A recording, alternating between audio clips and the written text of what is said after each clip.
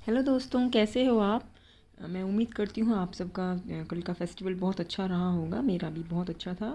तो आज मुझे घर पे एक छोटी सी बुक मिल गई गुड मैनर्स की। तो मैंने सोचा क्यों ना अपनी यूट्यूब फैमिली से साथ इन बातों को डिस्कस किया जाए। गुड मैनर्स वैसे तो हम छोटे बच्चों को सिखाते हैं, लेकिन मुझे लगता है ये हम सभी को सीखने चाहिए, क्योंकि हम भूल जाते हैं बीच बीच में। तो चलिए वीडियो को ज़्यादा लंबा ना करते हुए मैं शुरू करती हूँ। It is good manners to say thank you for a present received. Thank you. तो देखिए, जब भी हमें कहीं से कुछ भी कोई भी प्रेजेंट देता है तो हमें ये नहीं देखना चाहिए छोटा बड़ा या सस्ता महंगा। बस देने वाले की फीलिंग्स और लव को देखना चाहिए, फीलिंग्स को समझना चाहिए, रिस्पेक्ट करना चाहिए और हमें थैंक यू ज़रूर कहना चाहिए।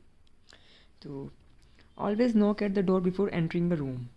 किसी के भी रूम में जाने से पहले हमें दरवाज़ा ज़रूर नॉक करना चाहिए। हो सकता है बंदा सोया हुआ हो, जागा हुआ हो, कपड़े भी चेंज कर रहा हो, कुछ भी कर रहा हो।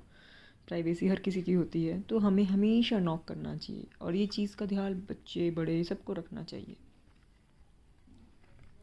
Welcome a guest to your house politely. कोई भी हमारे घर आता है तो हमें उसको पोलाइटली वेलकम करना चाहिए, भले ही वो बंदा अच्छा लगे ना लगे या कुछ भी हो।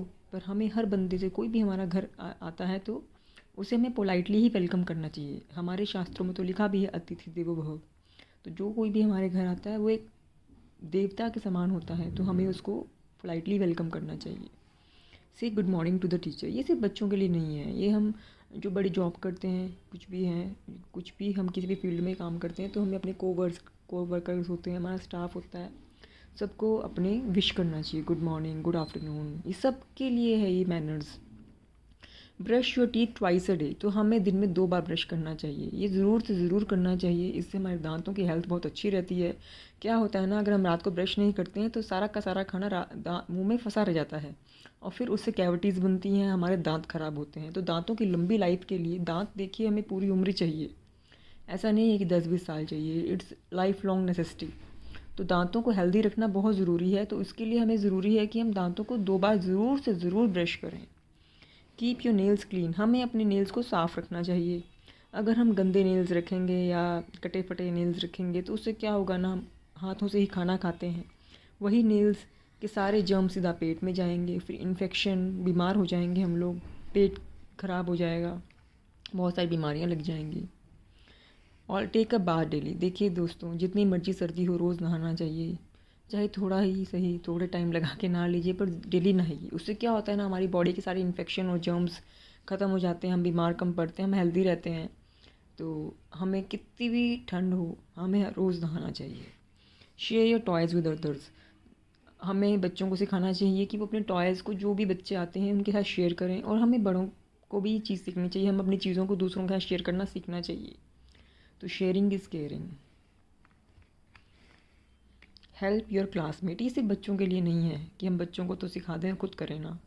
तो बच्चों को सिखाइए, जो बच्चे बड़े हो जाएंगे तो बड़े तो सीखते ही रहेंगे, लेकिन हमें भी इन चीज़ों को करना चाहिए। हमें अपने को-वर्कर्स, स्टाफ, गली मोहल्ले सबकी हेल्प करनी चाहिए। जिस जिस तरीके से हम किसी की भी हेल्प कर सकते हैं, किसी के भी कुछ अच्छा कर सकते हैं, तो उस मौके को हमें गंवाना नहीं चाहिए। जो अच्छाई हम दूसरों के लिए करते हैं वही हमारे पास लौट कर आती है। तो किसी भी इंसान की, किसी भी जानवर की आप किसी भी तरीके से हेल्प कर सकते हैं। ज़रूरी नहीं पैसों से ही हेल्प हो, सिर्फ सिंपथी दिखाकर, मीठी बातें बोलकर, किसी को सांत्वना देकर, या किसी का मतलब किसी भी तरह से हेल्प कर, इमोशनली हेल्प भी बहुत बड़ी बात होती है। कोई बंदा दुखी है तो उसे अच्छी बातें बोलकर हम उसे एक नया रास्ता दिखा सकते हैं। Switch off the fans and lights when. देखिए दोस्तों, ये ज़रूरी है, ये बहुत ज़रूरी है। सिर्फ बच्चे नहीं, कुछ बड़े भी ऐसे होते हैं जो फैंस और लाइट रूम से जाते आते हैं तो उसको हम ऑन छोड़ जाते हैं। तो और इस चीज़ को हमें बिल्कुल, इलेक्ट्रिसिटी को बिल्कुल भी वेस्ट नहीं करना चाहिए। नॉन रीनेबल सोर्सेज से बनती है, तो आप बिल्कुल इस चीज़ों को मतलब स्विच ऑफ कर देना चाहिए। इलेक्ट्रिसिटी बहुत कीमती होती है, और ऐसा ऐसा नहीं है कि सिर्फ अपने घर में ही ख्याल रखना है। दूसरों के घर में जाएं या किसी होटल रेस्टोरेंट में जाएं तो हमें ऐसा नहीं सोचना चाहिए कि बिल तो हमने नहीं भरना, हम क्यों सोचें।